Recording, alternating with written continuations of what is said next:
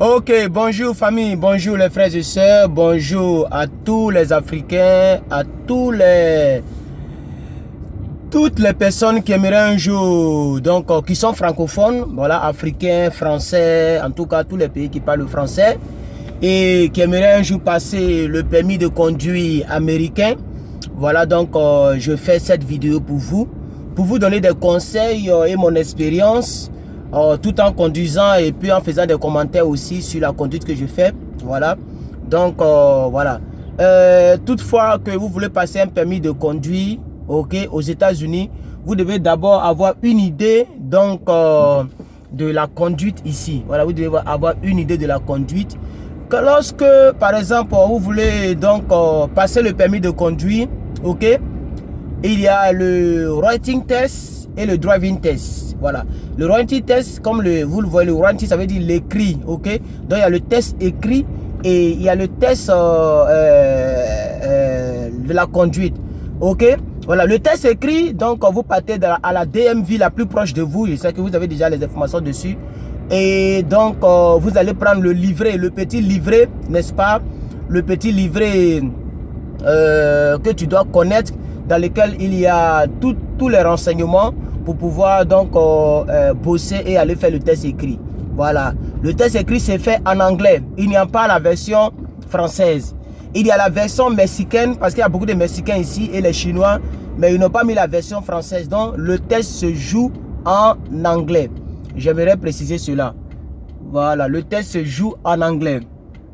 Alors lorsque vous arrivez, ça c'est une double voie, c'est-à-dire je dois traverser une double voie. Donc il faut bien regarder s'il n'y a pas de véhicule de part et d'autre, n'est-ce pas? Très important. Voilà. Et lorsque vous conduisez, ok, ne tenez pas compte de celui qui est derrière vous. S'il est pressé, qu'il vous dépasse. Voilà. Ne tenez jamais compte de celui qui est derrière vous. Tenez compte de l'arrière, devant, c'est-à-dire non, tenez compte de devant, à gauche, à droite. Derrière là, s'il est pressé, il va vous dépasser. Ça c'est pour ceux qui ont déjà le permis de conduire, tout et tout. Maintenant, pour vous qui voulez passer le permis de conduire, ici aux États-Unis, il faut savoir que les feux sont à l'opposé des routes. Vous voyez où je suis arrêté, où le feu se trouve. Voilà, vous ne devez pas aller vous arrêter en bas du feu, c'est différent donc du système francophone et de l'Afrique, n'est-ce pas? Voilà, vous devez connaître ça aussi. Et il y a aussi, qu'est-ce qui me vient en tête? Lorsque vous conduisez, ne faites pas des gestes brusques. Voilà, puisque le monsieur sera à côté de vous. Ne mettez pas la vie du monsieur en danger. Ça peut vous éliminer directement, systématiquement, ok? Voilà. Conduisez comme une femme. Comme le disait mon moniteur, pas ici. On parle de moniteur lorsqu'on est en Afrique, système francophone, je veux dire. Donc mon moniteur à Abidjan, lui, qu'est-ce qu'il m'a dit? Il dit, les meilleurs conducteurs sont les femmes. Bon, les meilleures conductrices. C'est-à-dire les personnes qui conduisent mieux sont les femmes. Voilà. Les femmes, la plupart respectent, et je l'ai constaté avec la mater d'ici, la famille d'accueil. Lorsqu'elle conduisait, que j'étais dans sa voiture, je voyais la manière dont elle conduisait, mais je me disais, ah, mais elle peut accélérer ici, là, pourquoi c'est comme ça? Parce que elle respecte exactement, ok, le système. Voilà. Alors donc, vous devez donc, qu'est-ce que vous devez faire? Qu'est-ce que je peux dire encore? Vous devez maîtriser la voiture avec la... Parce que ce que vous devez comprendre, c'est que ce n'est pas comme au pays. C'est-à-dire, vous partez faire le permis, on vous donne un véhicule. Hein? C'est-à-dire, c'est eux-mêmes qui vous produisent un véhicule. Moi, c'était mon cas. Voilà, puisque tous ceux qui font le permis de conduire n'ont pas de véhicule. Mais ici, tu viens avec ton véhicule. Voilà, ce n'est pas la DMV, c'est-à-dire le Department of Vehicle of Motor, c'est ça non? Je ne sais pas si je dis ça bien. C'est-à-dire c'est le département qui s'occupe des véhicules à moteur. On appelle ça DMV. La DMV ne te donne pas ta voiture. C'est toi-même, tu viens avec ta voiture. Donc, qu'est-ce que je vous conseille? Vous pouvez déjà acheter votre voiture et la connaître dans votre quartier. C'est-à-dire, si vous êtes dans un quartier, vous ne sortez pas du quartier pour ne pas que la police vous crée des problèmes, puisque ce n'est pas bon de conduire, n'est-ce pas? De conduire sans le permis de conduire, voilà. Mais qu'est-ce que moi j'ai fait? Moi, je n'ai pas passé mon permis avec ma voiture. Mais j'avais déjà ma voiture, puisque j'avais prévu passer mon permis avec ma voiture. Mais ce qui m'a empêché, c'est que ma voiture n'était pas à jour. C'est-à-dire que elle n'était pas encore assurée. Or, tu ne peux pas aller avec une voiture qui n'est pas assurée à la DMV, n'est-ce pas? Donc, j'étais obligé de passer avec la voiture de celle que j'appelle affectueusement ma grande soeur, que je salue dans cette vidéo. Vous voyez? Voilà, sans dire son nom. Donc, j'étais obligé de passer. C'était une Camry. Vous connaissez Camry? Je ne sais pas si c'est l'année 2007 ou bien quoi. 2012, je crois. C'était une Camry. Voilà, une Toyota Camry. Voilà. Elle est un peu large façon. Donc, c'est avec elle que j'ai passé mon permis. Et c'est le même. C'est dans cette période-là qu'elle a su que son clignotant de devant ne marchait pas. Parce qu'il faut vérifier tout ça. Pourquoi il faut vérifier? Parce que c'est-à-dire, on vérifie l'état de la voiture que tu amènes. Voilà, on voit si la voiture, si tout marche, si les pneus sont bons. Vous voyez, si les pneus ne sont pas lisses, on vérifie les clignotants, tout. Donc, elle était en train de vérifier à la veille. Et c'est là qu'on a su, elle a su que sa propre voiture, le clignotant ne marchait pas. Elle était obligée d'aller acheter, on est parti ensemble acheter l'ampoule pour aller encore chez son mécanicien pour que la personne installe donc le clignotant. Vous voyez? Et c'est là qu'elle a su qu'elle n'avait pas de plaque d'immatriculation devant. Puisque je vous ai dit, pour ceux qui me suivent toujours, qu'aux États-Unis, voilà, tu n'es pas obligé de mettre 2 plaques d'immatriculation. Il y a d'autres même qui ne fixent, qui mettent ça, je ne sais pas comment ils vont vous dire, c'est-à-dire ils mettent ça ici comme ça. Voilà, ils mettent ça ici. Dans la voiture, ils mettent ça là comme ça. Voilà, vous voyez? Donc, la plaque d'immatriculation, tu peux avoir une seule plaque devant comme derrière. Et puis voilà, tu peux écrire ton nom. Comme vous voyez, vous savez que c'est le pays de la liberté. Donc tu peux écrire ton nom. Voilà, tu écris ton nom sur la plaque. Mais il faut aller à la DMV. C'est ce que les artistes font au pays là. Les artistes africains, ils aiment écrire les noms. Tu peux le faire ici. Mais il faut partir te faire enregistrer sous ce nom là. N'est-ce pas? Voilà, donc elle a su que son véhicule avait une seule plaque à l'arrière. Donc elle a appelé pour se renseigner. Est-ce qu'on peut venir avec une seule plaque? Ils ont dit qu'il n'y avait pas de problème. Donc c'était le problème d'ampoule. Voilà. Donc on vérifie tout. Si ta voiture est en ordre. Et c'était temps de soleil. N'est-ce pas? Donc si elle n'est pas climatisée, ça t'enlève les points. Parce que tu n'as pas fait monter le gars dans une voiture non climatisée. Donc il faut vérifier si la voiture est vraiment conforme. N'est-ce pas? Et puis qu'est-ce que je peux vous dire encore pour ceux qui veulent passer les permis? Ne tremblez pas, n'ayez pas peur et ne tremblez pas au volant, n'est-ce pas? N'ayez pas peur et ne tremblez pas au volant. Voilà, parce que les véhicules ici, la plupart sont automatiques. Et je vous conseille, surtout pour les novices, n'est-ce pas? Alors là, je vais prendre l'autoroute. Lorsque tu veux prendre l'autoroute, vous attendez le bruit du moteur. Je suis en train d'appuyer sur l'accélération. Lorsque tu veux prendre l'autoroute, il faut vraiment accélérer, n'est-ce pas? Voilà. Et il faut mettre ton clignotant assez longtemps pour qu'on sache que tu rentres. Ok? Et ce que je peux vous dire, c'est que sur l'autoroute, les voies ne sont pas lisses.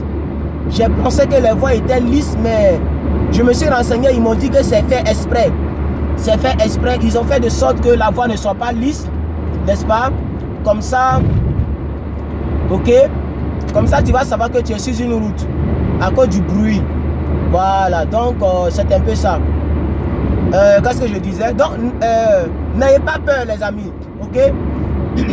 Et ne prenez pas une voiture manuelle. Voilà, c'est ce que je voulais dire. Pour les novices, je ne vous conseille pas du tout de prendre un véhicule manuel, ok? Prenez les véhicules automatiques. Automatique, dès que tu mets sur drive, lui il conduit. Tu n'as pas à passer les vitesses, tout ça, n'est-ce pas? Donc, l'automatique est encore plus aisé. C'est vraiment facile. La conduite aux États-Unis, elle est la plus facile. Demandez à tous ceux qui ont déjà conduit dans un autre pays, en Afrique, en France, dans un autre pays qu'ici. Les personnes vous diront cela. La conduite ici, elle est facile. Les routes ne sont pas compliquées, les routes sont carrées. Renseignez-vous. Il n'y a pas de rond-point qui est rond. Non, les routes sont carrées. Voilà, les routes sont vraiment faciles. Ok? Voilà, donc. Lorsque vous êtes en train de faire le permis de conduire, le driving test, ne dépassez jamais 40 km/h. Puisque c'est dans l'agglomération, c'est-à-dire c'est en ville que vous passez votre permis, n'est-ce pas? C'est en ville que vous passez le permis, n'est-ce pas? Donc, en ville, la vitesse maximale, c'est 40. N'est-ce pas? Et pendant que vous conduisez, vous devez regarder les panneaux. Parce que le gars, il peut vous tenter. Et ce que les gens prennent pour tester aussi, c'est le changement de ligne. Là, je suis dans ma ligne, n'est-ce pas? Comment changer la ligne? Lorsque vous voulez changer la ligne, vous mettez parce que vous écoutez l'instructeur, n'est-ce pas? Il vous donne des instructions. Il vous dit, et c'est en anglais, ça se passe. Vous allez souvent entendre turn right, ok? Right turn, left turn. Je ne sais pas si je prononce bien, mais ça veut dire tourne à gauche, tourne à droite. Vous devez connaître comment ça se dit en anglais. À droite, c'est right. À gauche, c'est left. Keep going, ça veut dire continue. On peut go ahead. Go ahead, si tu dis go ahead, ça veut dire qu'il faut continuer. S'il y a un feu, ok? À un feu, on peut tourner à gauche, à droite ou aller devant. C'est là que tu dois ouvrir tes oreilles. Maintenant, il y a des instructions qui font des pièges. Ils ne te disent rien. C'est-à-dire tu arrives au feu, mais lui, il ne te dit rien. S'il ne t'a rien dit, ça veut dire qu'il faut continuer. Si tu dois tourner, il va te dire. Il ne faut pas lui poser des questions. Qu'est-ce que je dois faire? Non. Tu te tais. S'il ne dit rien, c'est que tu fonces. N'est-ce pas? Voilà. Un jour, je ferai encore une autre vidéo concrètement en ville. Et puis je vais vous faire une vidéo à la DMV. C'est vrai que j'habite très loin de là. Mais je vais faire une vidéo là où je suis allé passer même mon permis là. Comme ça, vous allez voir comment la DMV est. Je vais faire comme un petit reportage si vous voulez pour vous. Parce que je vous aime mes abonnés. Je vous aime mes frères et sœurs. Je vais aider. Ma vie a été une vie. J'aime aider les gens. Donc je vais partir pour vous. Pour filmer. Je vais même rentrer à la DMV pour vous montrer comment ça se passe. Comme si vous étiez sur le lieu où il faut partir. Ok? Où on prend le petit livre. Ok? Je vais vous expliquer tout ça. Maintenant, je vais vous faire avec mon ami Nicolas. Voilà, il est un peu libre maintenant par la grâce de Dieu. Il évolue. Donc bientôt on va se voir. Voilà. Il va me filmer et on va faire le parcours que les gens nous prennent. C'est-à-dire, parce que chaque DMV a un parcours. N'est-ce pas? Chaque DMV a un parcours. N'est-ce pas? Oui. Donc, lorsque tu prends le rendez-vous, il faut déjà connaître le parcours que tu vas emprunter. Donc tu vas à la DMV, ils ne vont pas te chasser. Voilà, tu vas avec ta voiture, avec ton ami, mais il faut que cet ami-là ait le permis de conduire. Tant que tu n'as pas le permis de conduire, tu n'as pas le droit. Attendez, il y a qui est derrière cette voiture-là. Elle me ralentit même. Elle va mener à 80.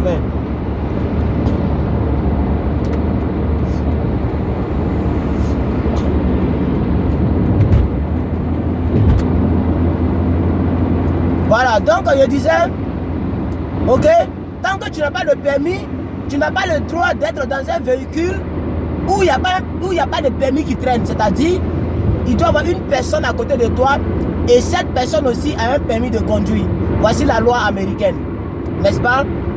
Voilà. Donc, vous voyez comment le téléphone tremble parce que les routes là ne sont pas lisses. Donc, quand tu fais le right test, je vais m'arrêter là parce que je vais vraiment foncer, je suis un peu en retard. Quand tu fais le right test, on te donne un papier, n'est-ce pas? On te donne un papier qui te permet d'être au volant. C'est-à-dire, c'est un petit permis. Ce n'est pas le permis définitif, mais comme tu as déjà le right test, ça suppose que tu connais les codes de route, tu connais les lois routières, tu peux déjà conduire. Mais il faut avoir quelqu'un qui a le permis. C'est-à-dire, si toi qui me suis, si tu es ici aux États-Unis, que tu as gagné, tu as eu le warranty test et que nous sommes dans le même état ou dans la même commune, n'est-ce pas? Tu peux me contacter et je peux être ton entraîneur. Je peux être donc la personne, ton instructeur, celui qui te prépare au permis de conduire, n'est-ce pas? Voilà. C'est très important. Donc, je vais vous produire une vidéo en ville. Parce que on me demande de faire des vidéos sur la conduite. Puisqu'il y a beaucoup de mes frères et sœurs qui sont ici nouvellement, qui n'ont pas le permis de conduire. Donc je vais vous faire encore une autre vidéo, ok, plus propice que ça. Et puis voilà, je vais vous expliquer. Comme ici c'est sur l'autoroute, on ne voit pas trop de panneaux. Et un jour je vais faire encore une vidéo pour vous montrer chaque panneau, le rôle de chaque panneau, le rôle de chaque panneau. Ok, je vais télécharger les images des panneaux américains. Et puis je vais vous montrer les rôles, je vais vous expliquer au fait. Chaque couleur, par exemple la couleur orange, c'est une couleur de travail. C'est-à-dire quand tu vois un panneau orange, c'est qu'il y a un travail routier, ok, qui s'effectue quelque part dans la zone, n'est-ce pas? Voilà. Alors, que Dieu vous bénisse. La vidéo a été un peu longue. Sachez que je vous aime, mes abonnés. Sachez que je ferai toujours des vidéos pour vous. Si c'est la première fois que vous tombez sur ma chaîne, abonnez-vous à ma chaîne, mettez un pouce bleu et que Dieu nous bénisse. Portez-vous bien et à la prochaine pour une nouvelle vidéo. Bye bye.